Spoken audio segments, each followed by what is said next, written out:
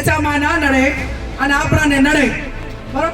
એટલે આ દશામાનાથી વર્તો કરીને ઘરેથી દશા બિહારવાની પ્રથા છે એ કોઈ પણ બેન દીકરીએ દશામાના વર્ત હવે કરવાના નહીં. અને જેને દશામાં નડે એ બધા માને મારે અહીંયા મેલતી દો.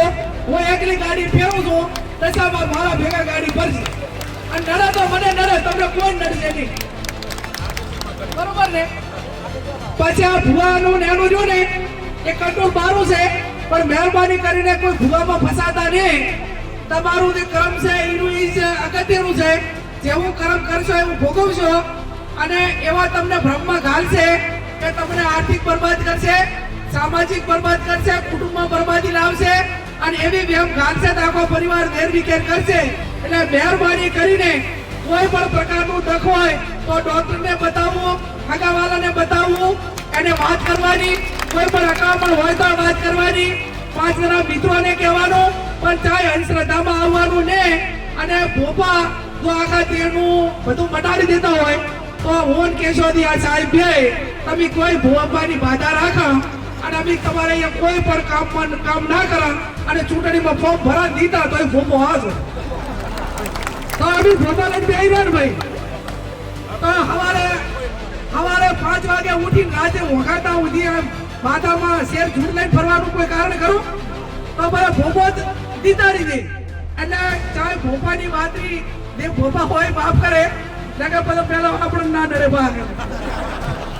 બરાબર? એટલે આ માત્ર ભ્રમો છે, માત્ર કમાણી અને સાધન છે, ટોકા રસ્તા છે.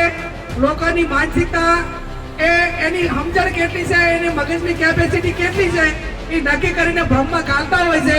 એટલે મહેરબાની કરીને કોઈ પણ પ્રકારની તકલીફ હોય તો જેનો જે નિષ્ણાત હોય એના કંદાવું, હગાવાલાનું હોય તો હગાવાલા કંદાવું, દખ દાતું હોય ડોક્ટર કંદાવું, અને જે કાંઈ હોય એ 5 જણે થઈને એનું નિરાકરણ લાવવું.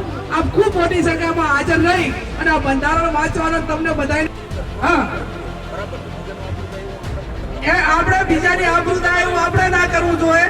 પણ આપણી આબરૂ પર મોટા ભૂપે હાથ નાખ્યો હોય તો આપણે સમાજે એક થઈ તમે આ બાબતમાં હું એટલું કહું અત્યારે આ બધા છે કે એક સામાન્ય વાદીમાંથી કોઈ છોકરી લઈ જાય ને તો આખો સમાજ ભેગો થઈ જાય.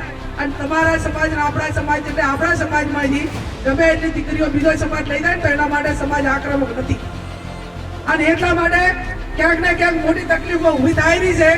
એટલે આપણે કોઈની આબરૂ ઉપર કે કોઈની દીકરી લાવી નહીં અને આપણી દીકરી કોઈ લઈ જાય તો આકાશ પાતાળ કરીને જે કરવું પડે એને લાયે પાર મેળવો.